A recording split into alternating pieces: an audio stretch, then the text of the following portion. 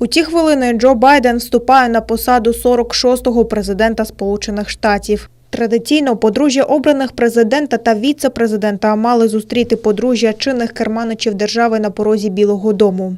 Але Дональд Трамп відмовився брати участь в заходах і супроводжувати обраного президента Байдена в кортежі, оскільки так і не визнав його перемоги. Натомість залишив офіційну резиденцію ще вранці. Йому допомогли спакувати та донести речі до державного гелікоптера. На шляху до Флориди він виступив перед своїми прихильниками. Ті зустріли його аплодисментами та вигуками подяки. 45-й президент подякував всім за 4 роки на чолі Сполучених Штатів та пообіцяв повернутися. Ми так багато зробили, і я вдячний всім великим людям Вашингтона, всім, з ким ми працювали, щоб зробити це диво. Всього найкращого, гарного життя і скоро побачимось. Дякую вам.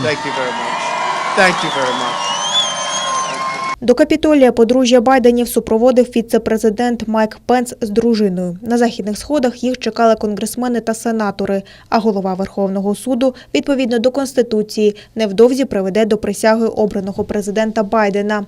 Поклавши руку на святе письмо, він поклянеться захищати Конституцію та виступить з промовою про свої пріоритети у внутрішній та зовнішній політиці.